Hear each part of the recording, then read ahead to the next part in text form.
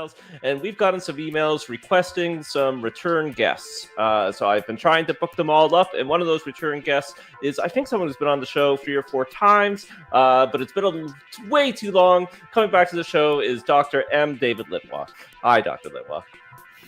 Hi, nice to be back. Yeah, it's been too long. Yeah. So in the meantime, you've released a lot of books, but we're going to be talking about your book, Found Christianities. Before we do that, actually, we're going to be doing some, you know what, we'll do the plug for your Patreon right away, because those watching at home who aren't listening to us as a podcast, you know, we can throw things up in the screen. Technology, it's amazing. So patreon.com/mdavidlitwa, and you were saying you do almost daily posts there? Well, probably not daily posts, but for those who want to join at a certain tier, I'm daily on there answering questions and messages and comments on the posts. I do try to put on a post every 48 or 36 hours, which is usually a video. So essentially, there's like full courses online you can take from me. And one of those courses is on the Found Christianities book. So if you get the book, you can take the course along with the book. Yeah. And, you know, while we're opening up with plugs, you know, Found Christianities, you know, some of your books are academic books. They're very expensive. You know, they're meant for academic libraries. But Found Christianities, is it written for a wider audience? Is it more affordable?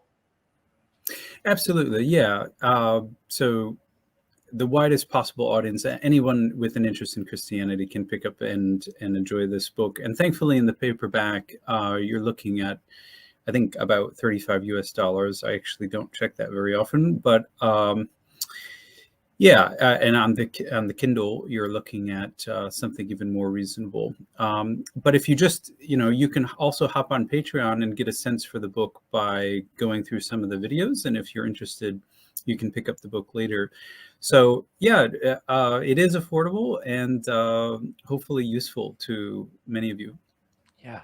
Well, we'll just dive right into it. So, and you know, correct me if I'm wrong, but there's sort of a popular idea that in the first few Christian centuries, there's a group of Christians who are the proto-Orthodox or the proto-Catholic Christians, and they become the dominant form of Christianity that won out. They survived, and then there's a whole bunch of other groups. They don't really matter much. There's some heresies, and to be honest, you know, these other groups, you know, maybe they're not even really Christian.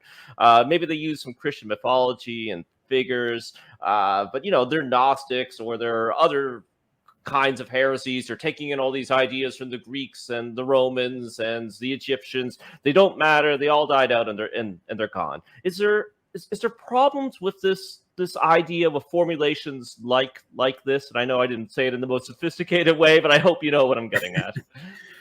No, that's a very common narrative. And one of the reasons why it's common is because it's actually a heresiological narrative. That is, it's a narrative generated by Christian apologists in ancient times, not just in modern times. And it's pretty much the argument of my friend, the author of the Refutation of All Heresies, whom I don't call Hippolytus, but that's what he said. He said that his group was the Christian group and that other groups were the Gnostic groups, and that by Gnostic, he essentially meant heretic. And this apologetic discourse has been continued so that even in modern times, very recently, you have the conflict model in which, you know, Christianity is like in a battle, like between Typhon and Set, you know, Set and Horus battling for supremacy in the 2nd century. And that model, one has to be very careful with, because one of my favorite quotes, which I like to quote from the Nicene preacher, is that he says, and to quote his Greek, "Hemes mani Christiani," we are the only Christians. And so not only are groups who are sort of shelved away as Gnostic, not only are they claiming to be Christian, in some cases they're claiming to be the only Christians. And that's really extraordinary. And even for groups that are commonly written off as unchristian, like the Simonians, these groups all have Christian ideas, such as Trinitarian ideas and a view and theory of Jesus. And they are advancing what they consider to be a gospel message. And the only people who pay attention to them and are threatened by them are other Christians. Yeah. So instead of the conflict model, what I'm proposing in this book is more of a sort of an interactionist model where, yes, there is competition, but there's also, as is often the case, a lot of unconscious borrowing, and some of it conscious, some of it's conscious interaction and learning. And all these groups are together forming, just like Christian groups today, their Christian identities in interaction with each other, learning from each other, and building on each other. And yes, claiming to be the best representation of the Jesus movement. Yeah. And to clarify, this model, the conflict model, it's not just espoused by those with a theological bent, like there are historians who also adopt it, or we can find it in other places that aren't just Christian apologetics. Absolutely. Bart Ehrman, who is the last I checked, an agnostic, maybe a full atheist at this point, you basically uses this model in his book Lost Christianities. So my title, Found Christianities, is actually an answer to him. It's not that I disagree with everything in the conflict model, but the truth is Christianity isn't a horse race. You know, it's not like you're watching different groups who are running a race and then, you know, only one group wins. It's much more, if you can think of it in terms of modern sociology, and even if you were to look at modern groups, Christian groups today, you know, where you have Mormons and Jehovah's Witnesses and all versions of Catholic and Melkite and Greek Orthodox, Russian Orthodox. Now we have Ukrainian Orthodox for good reason. There's a whole lot of groups out there claiming to be the true Christians, and none of them, I mean, they all have a case, you know, and it's not like we primarily look at these modern groups as in like a, you know, a conflict unto death. No, I mean, they themselves are often more ironic in their own approach to other groups, and they basically, they aren't out to destroy one another. I mean, maybe evangelical fundamentalists might be out to destroy or to assume or absorb other Christian groups, but the fact is, the way the pluralistic society that we live in is actually, in some ways, fairly similar to the religious pluralism that was available in the 2nd century of the Roman Empire. Admittedly, the governmental situation was much more like a dictatorship, but in terms of the religious scene, you had incredible religious diversity on the ground, and no one was funded, you know, or that is, no Christian group was funded or supported by the state until the 4th century. So, yeah, this is, you need to think, very complex, in a complex fashion about these Christian groups. It's often said that, you know, there's one great church that was in the majority, and that's just not true. Actually, this term great church comes from Celsus, who was himself not a Christian, but was a critic of Christianity. And it's interesting that, you know, he mentions the great church, but he doesn't say who that church is. And it's actually not clear that he's talking in terms of population demographics, right? And we don't have any population demographics. And it's funny, when you turn over to Nag Hammadi and you open a text such as the Second Discourse or Second Treatise of Great Seth, the Second Treatise of Great Seth, who is, you know, a quote unquote Gnostic, or I think it's fair to call him a Sethian author, he says that his opponents are, and I quote, few and uneducated, unquote. So, you know, and his opponents are the early Catholics. So who is right? And this is a very important question, because it's so important not to replicate the discourse of your tradition, like well, we're the great church, or we're the first church. That kind of insider religious discourse is actually quite common, and you'll have various groups claiming to be the most numerous, or the first, or the most original. And the point of doing good history is to take a step back and to say, well, let's not treat these as discrete entities like horses in a race, and let's treat them as more fluid entities, which they were, and where their identities aren't like set in stone, and they're learning from each other and interaction with each other, and actually worshiping with each other. If you read the book of Jude, he's all worried about there's people in your love feasts, and who you should be worried about. But what I find interesting about that is, well, they're in the love feasts, so they're, and that's a Christian ritual. So they're the enemies are inside the church. I mean they're worshiping together. So it's not like two separate entities like trying to destroy each other. No, they're actually worshiping together in the same locale. Which reminds me, and I'll shut up soon, but you also have to take a look at different localities. So whereas you might be able to make an argument that the early Catholics achieved dominance in late 2nd century Rome, you wouldn't be able to say that in a place like Alexandria, or Antioch, or Edessa. Walter Bauer, whose book on orthodoxy and heresy, I mean, one of his strongest arguments was actually about Edessa, that, up until like 3rd and 4th century, the people who were called Christians in Edessa, which is today very eastern Syria, were Marcionites. And the Catholics were called Palladians. So, and we have warnings in the 4th century Jerusalem that, when you visit Jerusalem, you should always ask for the Catholic Church, because if you ask for the Christian Church, they will lead you to the Marcionite building. Yeah.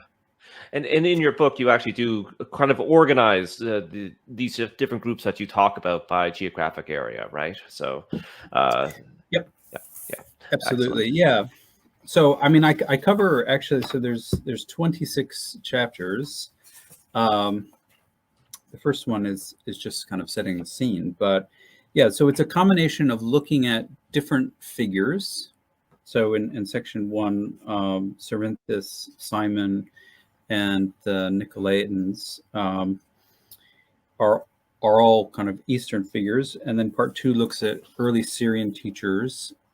Part 3 looks at early Egyptian theologians. And then I turn to Rome in part 4, Asia Minor in part 5, late 2nd century Rome in part 6, and then the later Alexandrian theologians in part 7. So I do try to keep that very precise geographical focus in mind. And I think that's really important in general.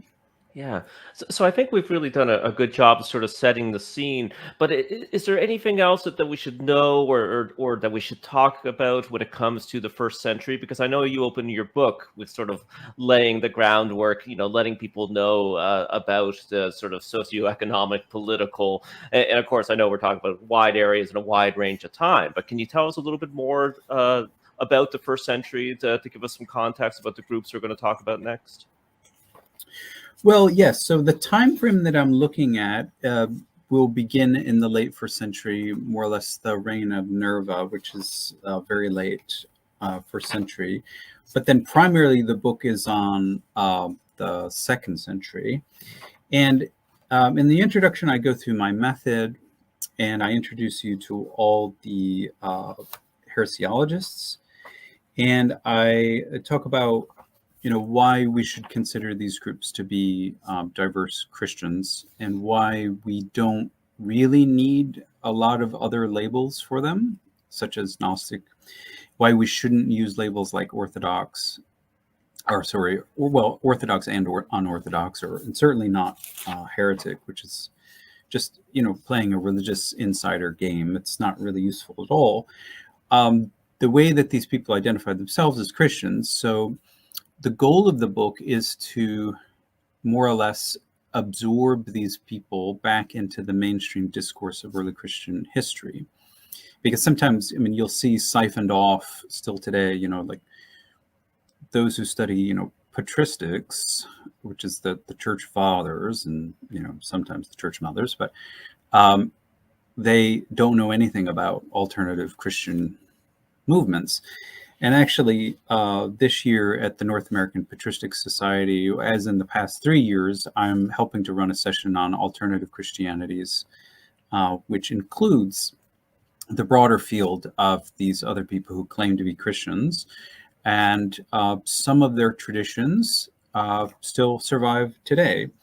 But in setting the scene, I go through the Roman emperors, I go through the dominant philosophical movements, literature, medicine, astronomy, and also imperial cults. The 2nd century was a real, fantastic time for translocal cults, and was the height of the so-called mystery cults. And so Christianity is growing at a time when there's a lot of religious competition from a variety of fields. And that's why, figures like Celsus, who's preserved in Origen's work against Celsus, is so fun to read, because he notices that there's so much, not only parallels between Christianity and other mystery cults, other translocal cults like Isis and Mithras, but he also notices that there's a lot of intra-Christian diversity. So Celsus is aware of, Marcionites and Simonians and people he calls Hellenians and Marcelinians. And he knows all these different groups, some of which, we are unfamiliar with. That's just a launching point then to talk about all these different figures in depth. Yeah. And unfortunately, we don't have time to go through all of the figures and all the different groups that you talk about in your book. But, I selected a few that I find fascinating, and I know our audience will find fascinating. But can we start with Cerinthus? And, who was he? What are the teachings associated with him? What does he have to do with the Gospel of John? Does any of this have to do with the father of the devil? Yeah, so I've got both a chapter on Cerinthus. I started with Cerinthus because I didn't want to start with Simon, but because the heresiologists start with Simon, and I wanted to tell a different kind of a story. So I started with Cerinthus, and he's a fascinating figure from Asia Minor, and he's definitely Christian, but usually he's categorized into 2 different groups which seem to conflict. In one category, he's a Jewish Christian, and in another category, he's a so-called Gnostic. And what I try to show is that we don't really need any of those categories, which are a little bit anachronistic for his time. Cerinthus is super, super early. He's late 1st century, early 2nd century Christian teacher in Asia Minor, and he's basically a reader of the Gospel of Mark and John, and in which case he basically reads the baptism as his theory of incarnation is that the divine spirit of Christ inhabited Jesus through the dove, or as is depicted by the dove entering him, which is the language of Mark.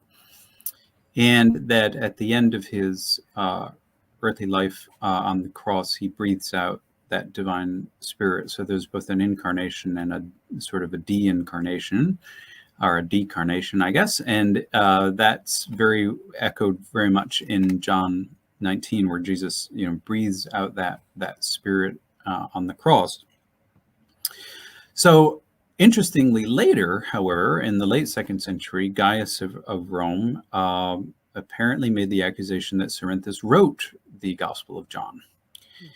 And it was even claimed a bit later that he also wrote the Book of Revelation, or the Apocalypse of John. And these are really interesting claims. And it's really interesting that they're made in the late 2nd century, probably. And they indicate that, to me at least, and April DeConnick has also talked about this, but that Cerinthus is a reader of John, and that his theology is a biblical theology. And he's really like the first known attested biblical theologian who's just reading texts like Mark and John and comes up with a theory of incarnation, a theory that just happens not to agree with what later became orthodoxy in the 4th century, which is mostly constructed out of the later Gospel of Luke. And in the 2nd and 3rd century, there's more and more insistence on the theories of incarnation, where Jesus somehow the flesh of Jesus is divinized within the womb of Mary. I mean, Cerinthus just probably didn't even know Luke, which is the interesting thing. So there's no way he could come up with that theory himself. But based on the text that he was reading, his theory of incarnation made a lot of sense to him and had a huge after effect in the history of Christian theology. So there's still, groups who definitely think that something happened at the baptism, something like a possession, and since that Christology has since come known to be a possessionist Christology, and that's very different than what was called the docetic Christology, because in a possessionist Christology, the Word truly does become flesh. It's just located at the baptism, and the Word, continues to inhabit the flesh of Jesus throughout his entire ministry. It's not a temporary kind of a thing. And then, because the divine can't suffer, it moves out, or it can't die. It moves out of Jesus's body before the actual death. And this made sense to, hundreds of Christians, thousands of Christians, and to a certain degree, it really just does make a lot of good sense today. And is represented in theologies to a certain degree still today. Yeah, I mean it's very easy to get that reading from Mark. I'm not going to go out and say that is the original intent of Mark. We'll never know, but I think it probably was. But I can see how it's very easy to read that book, get that a Christology like that at least. So you mentioned Simon. Shamefully, now we've been doing the show for almost 10 years. We haven't done a show on Simon. Hopefully, you'll come back on sometime and do one with us. But let's talk about him for a little bit. Him and Helen. And I put in the notes some exclamation marks and question marks, because Simon was a Christian. Absolutely. Well, that's exactly what the author of Acts says. And the author of Acts is a hostile source. So if you're using the criterion of embarrassment, which says that, when you have an apologetic source and they say something which proved to be an embarrassment to later Christians, that was probably likely to be historically true. So the author of Acts portrays Simon as a baptized Christian. And there's absolutely no reason to my mind to dispute that, because that fact was extremely embarrassing to Irenaeus. So that by the time you get to Irenaeus, he is so embarrassed by that, he trips over backwards in order to deny that Simon was a Christian, even though, his number one sort of apologetic evidence for Simon is the book of Acts. But he's so embarrassed by the fact that Simon is actually a baptized Christian. And even though he gets into this spat with Peter, who seems to be quite unfair, I mean, Simon just wants authority to be able to transmit the Spirit. And he, as a young Christian might, makes the mistake of, offering payment to his teacher, Peter, and Peter blows up and says, "To hell with you and your money." And then, of course, you have this case where, interestingly, Simon doesn't renounce Christianity. It's not like, well, you yelled at me, I'm going to deny and destroy the faith now. No, he actually starts crying, and he says, Peter, pray for me. Uh, and then the story ends. So there's nothing to deny that Simon was a Christian. And everyone who pays attention to Simon, everyone who is threatened by Simon, starting with Justin Martyr, is a Christian. And so it's clear that by the time of Irenaeus, you've got a Simonian Trinitarian theology, and you've got Simonians saying that Simon is Jesus. Simon had three manifestations. His first manifestation in Samaria, he appeared as the Father. In Judea, he appeared in a lower manifestation as the Son. And now among the nations, he appears as the Holy Spirit. So there you go. You have a very early Trinitarian theology, which we would call modalist today. In other words, there's one divine essence and three divine manifestations, and that in all of those, Simon was the true referent. Now, interestingly, in our earliest Simonian sources, and I love Simon, and I've written recently an article that's in review now on the Great Declaration, and the earliest known Simonian source is the Great Declaration, which is only found in the Refutation of All Heresies, Book 6. If you join the Patreon, I provide my translation online, and with my notes. And also got episodes on Simon. Hopefully someday I'll be able to write a book on Simon. But those two early Simonian sources, the Great Declaration and in Nag Hammadi, the concept of our great power, are probably our earliest Simonian sources and our best chance at reconstructing something of what Simonians thought in the early 2nd century, which ends up being quite different than what Irenaeus reported in the late 2nd century. Remember, Irenaeus is writing probably in the early 180s. So he's actually quite late in dealing with Simonians of his time who have sort of changed gears. And but I don't think in Irenaeus's mind there was any dispute that Simons were claiming to be Christians. Otherwise, why attack them? I mean, if they're not claiming to be Christians, then why bother? And Origen explicitly says that the only people who deal with Simonians are Christians. And Eusebius in the 4th century says that Simonians are still around baptizing and practicing Christian rituals. There's absolutely no dispute in my mind that historically Simonians are Christians, and that Helen was an important figure, such that Celsus reports in the 170s that there was a group, perhaps in Alexandria, perhaps in Rome, that was called the Hellenians. So, recently Helen has been called, the Eliza Doolittle of the heresiologist, because she just seems to be utterly dependent upon Simon, and is portrayed as a deluded prostitute, basically, which is that it sends a shiver down your spine for like the kind of hatred involved in heresiological rhetoric. But in fact, she's important enough not only to be a teacher, but for some Simonians just simply to say, I'm actually Hellenian. Now, I mean, the fact that they called themselves Simonians or Hellenians, it really isn't. That doesn't mean that they're not Christians. I mean, you wouldn't say that a Methodist or a Presbyterian wasn't a Christian today. I mean, it's just really important to understand that point historically. And I know other scholars will disagree with me, but I think that case can be made and made well. Simonians are Christians.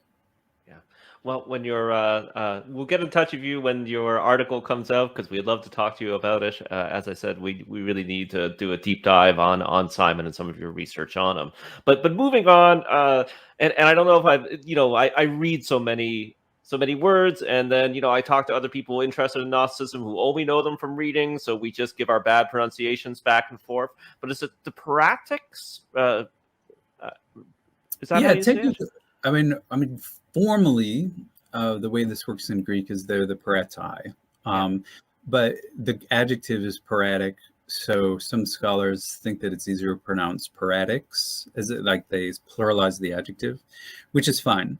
But yeah, whether you call them poeti or poetic, they are a very fascinating, late 2nd century, early Christian group. Yeah. Anyway, I'll let you go on.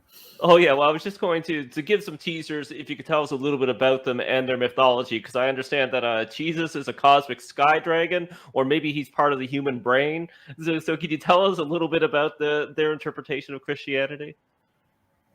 Well, this is one of the more, I think, innovative takes that I have. So I think that poetics, to use that term, share a fluid identity with a group that later became known as Ophites. Okay, and one of the chief characteristics of this particular Christian group is that they took John 3 very seriously, where Jesus portrayed himself as the bronze snake, which Moses upheld in the wilderness so that the children of Israel could be healed or saved. It's the same word in Greek. And that story they took very seriously. So the snake symbology, which is usually coded as negative in Christian mythology, mostly based on, say, the book of Revelation, chapter 12, where you have, that great dragon, namely Satan. That wasn't the universal reading of snake symbology. The snake in Greek culture, Draco, is a sign of wisdom. And in fact, Jesus himself said that, be as wise as snakes and as innocent as doves. And so he's well aware of that overall cultural symbology. And so when Ophites and Poetics go back to Genesis, they have a very distinctive reading of the eating from the tree of Gnosis, and actually positively understand the eating from the tree of Gnosis. It's not a negative thing. It's a positive thing. I mean, after all, you're gaining Gnosis. What's so negative about that? And that the problem is with the Creator, who is trying to forbid you from getting that Gnosis. And that's the key sign that the Creator isn't actually God, because God is good and wants to share not only Gnosis, but his own divinity. So now that's not to say that in all Poetic theology, or even in all Ophite theology, which is the broader category, that the snake is necessarily positive, but certainly the snake's advice is positive. So sometimes you'll find, like in the nature of the rulers or hypostasis of the archons in Nag Hammadi, that the snake isn't positive, but the female divine principle inhabits the snake, and then the snake becomes positive as the instructor. And one of the things that, again, the Poetics are only testified in the Refutation of All Heresies, which again shows you just how important this particular text is. And the refutator, I'll just call him, includes long excerpts from Poetic documents. And he shows that they took Greco-Roman astronomy very seriously, and that they, when they looked upon the stars, they saw the stars as signs and symbols, one might say sacraments of the divine. And they saw Christ in the stars, and that they had a narrative about, how the constellations were interacting. And they believed that Christ was represented as the office, the snake, or Draco, as it's called by its Latin name, was in the sky, and that in the Great Bear constellations, Ursus Major and Ursus Minor, that you had they had located the gateway out of this cosmos. And they were very scientifically oriented. So they allegorized not only the star maps, but they allegorized the human brain. And what they knew of the human brain is quite extraordinary, which indicates that they're readers of medical texts, probably in the Alexandrian tradition, because that's the only medical sort of sphere where they actually did human dissection, famously in the 3rd century BCE.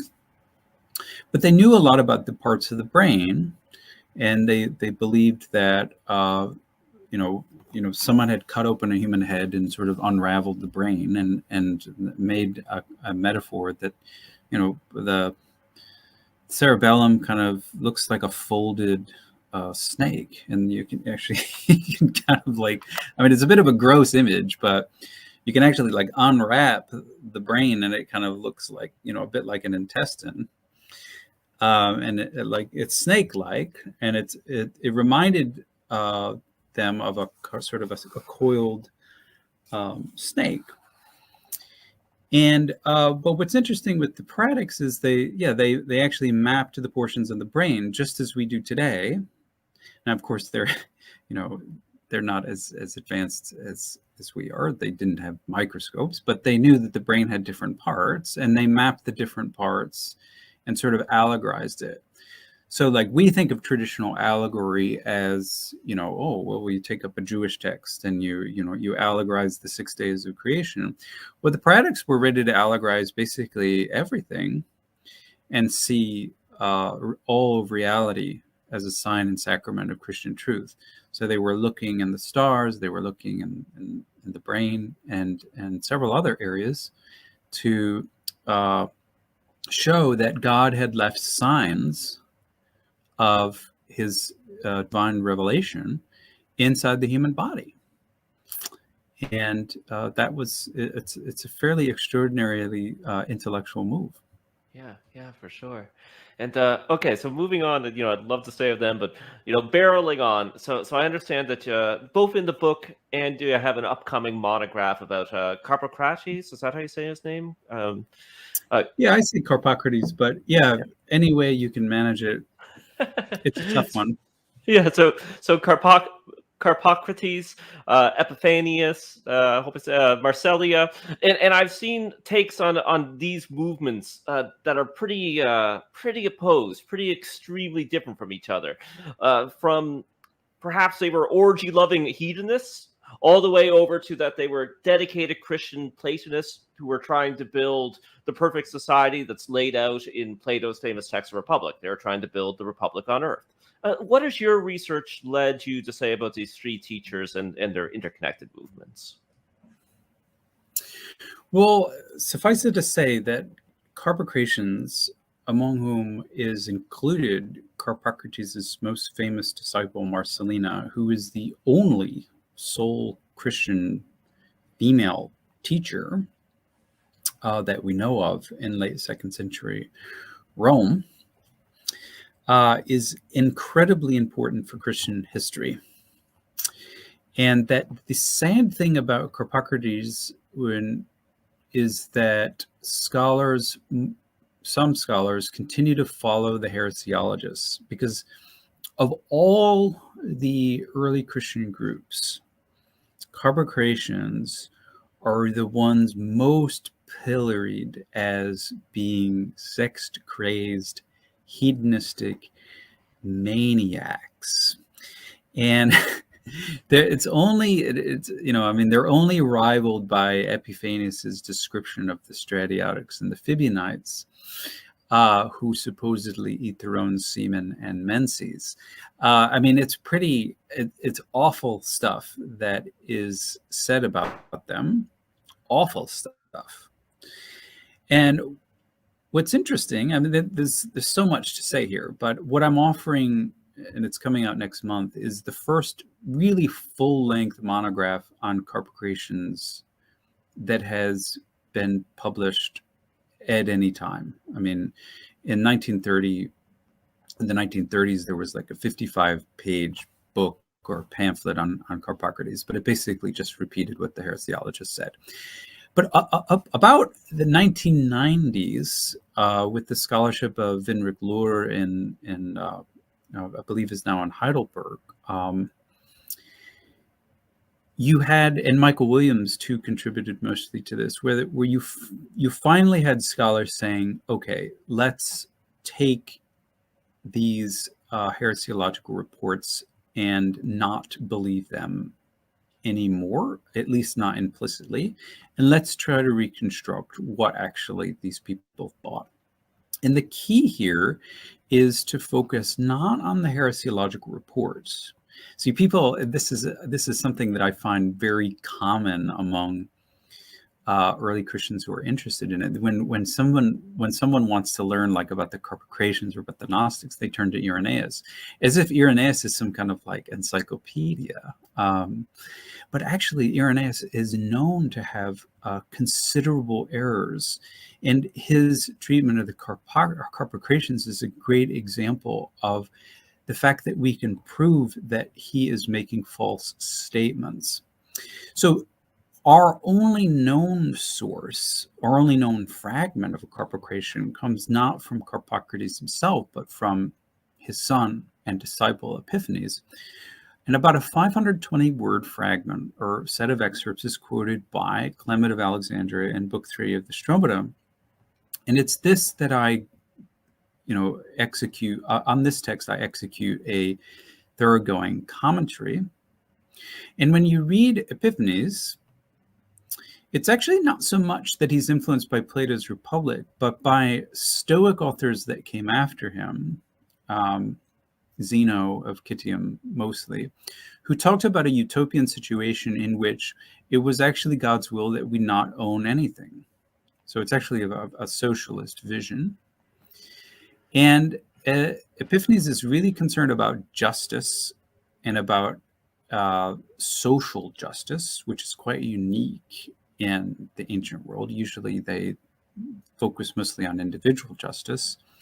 And so, yes, Epiphanes would like to see a world in which there was no aristocracy, where everyone owned everything equally, and in fact, where there was no ownership, but that we all sort of went back into the natural state, what he thought, and that, of animals, basically, who didn't claim to, own pieces of earth and fight wars over it.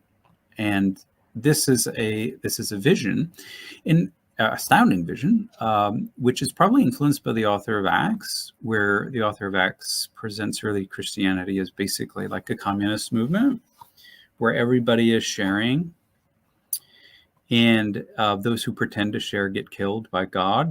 That's Ananias and Sapphira. But that vision of like the primitive utopia of the church, probably very little of that is true, but as a vision, that utopian vision had a profound impact on thinkers like Epiphanes, who is also reading these Platonic and Stoic utopias about why it was God's will that we, give up private ownership.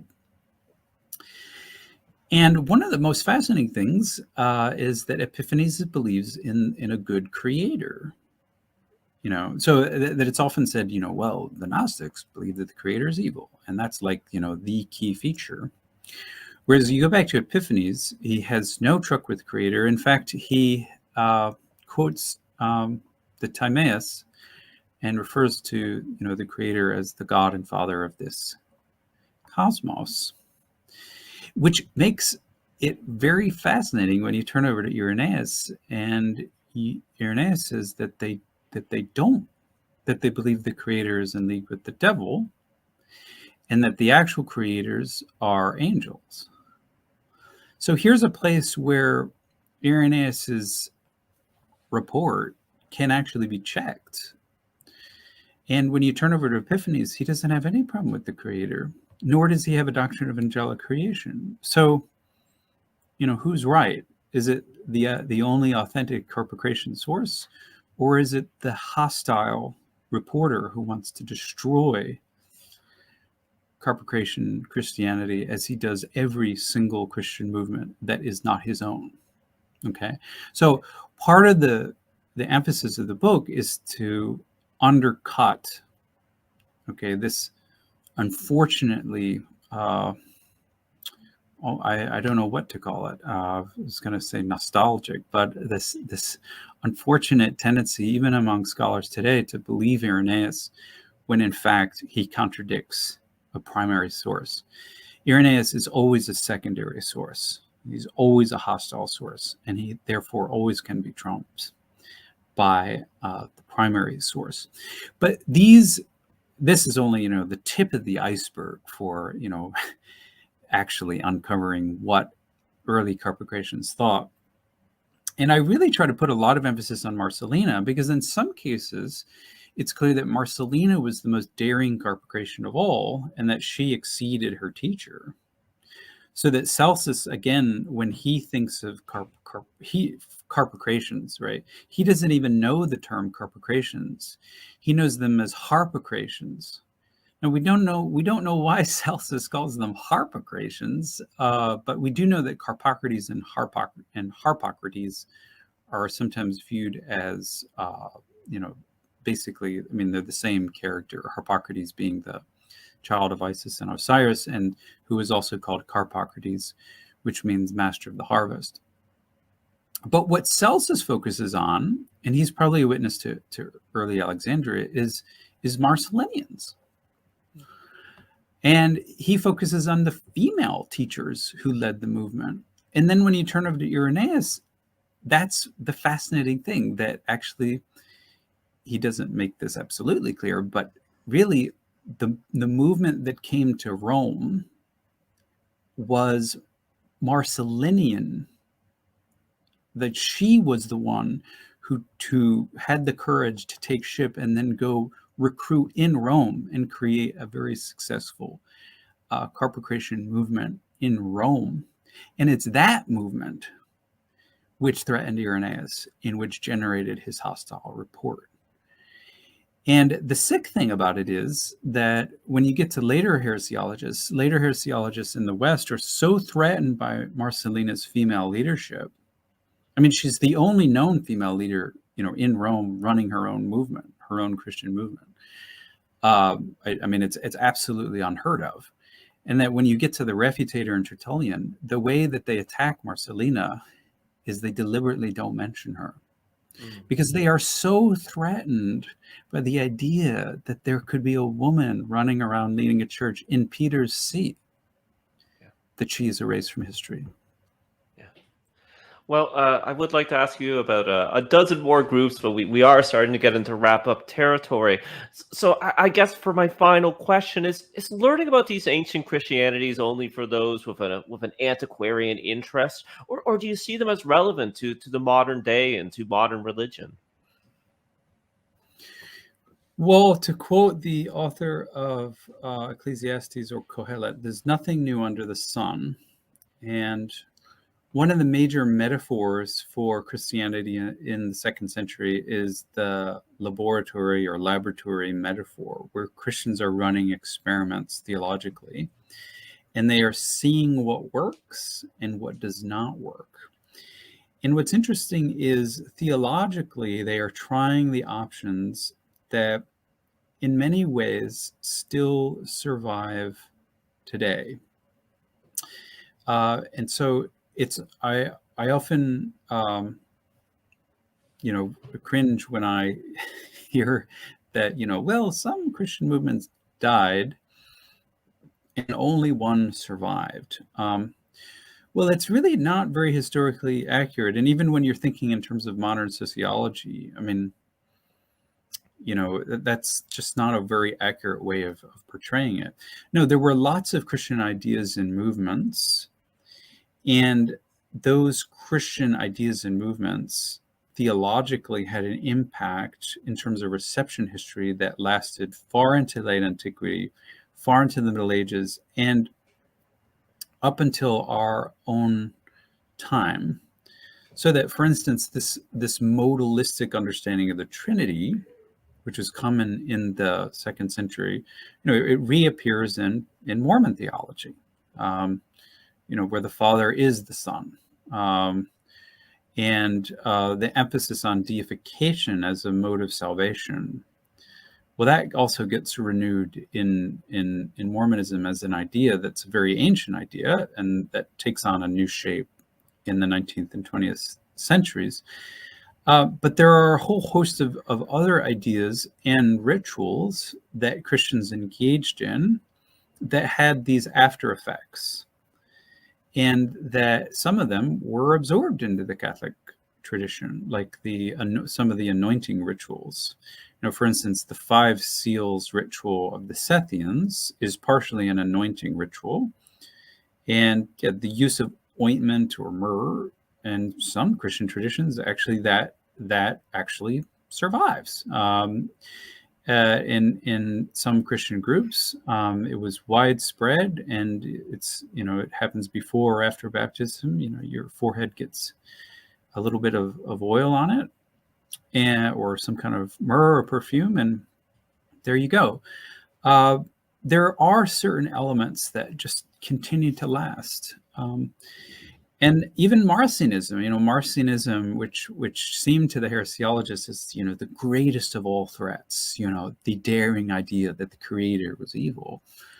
I find that Marcionism shows up all the time in modern Christianity, where Christians will say to me, I believe the God of the Old Testament is a bad dude, and that's why I don't read the Old Testament. Or I even had a pastor whom I talked to in private, and she said that she never preached from the Old Testament because she honestly believed that the deity in the Old Testament was evil.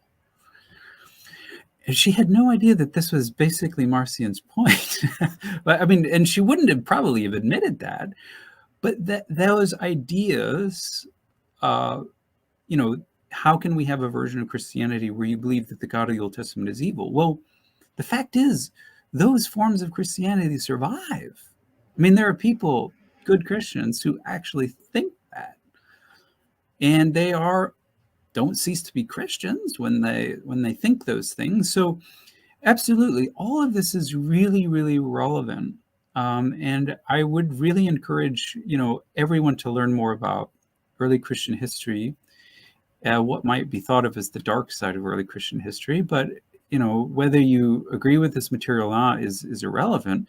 It is extremely influential and enlightening when you realize that, some of these people confirm your own intuitions that you've always, believed, that in some sense, you believe that eating from the tree of gnosis is a good thing. And you've never been able to understand why the Creator had such a problem and why he kicked Adam and Eve out. Well, early Christians struggled with that idea, and they differed on that idea. And we, as modern people, we don't have a right anymore to replicate the language of the heresiologists and say, well, if they thought this, then they weren't Christian. Ridiculous. There are 1,000 ways to be Christian. And one of the great lessons of history is that you can look back and at this age of experimentation and realize that it is a great mirror for our own time of fantastic Christian pluralism. Yeah. For synchronicities, I think these shows will come out one after another, but I was interviewing Dr. Justin Sledge last night, and he was talking about how, Christianity is full of modern Marcionites. You can go to Mississippi and you'll find tons of Marcionites there without even knowing it. And for modalism, it's quite fascinating. The Mormons formally have it, but again, if you talk, I don't want to say most Christians, but if you talk to a lot of Christians and get them to explain the Trinity, they're going to give you a formulation that's pretty close to modalism. So the very fascinating stuff, and I think you're 100% right. This mirror of history is so incredibly relevant. So thanks again, Dr. Litwa. It was awesome having you. Again, we will plug your Patreon. That is patreon.com/mdavidlitwa. Again, Dr. Litwa, thanks so much. We hope that you'll come back, talk to us about Simon, talk to us about all of your many other books. And this is Deacon John signing off. Bye, everybody. Thanks so much. Really appreciate it.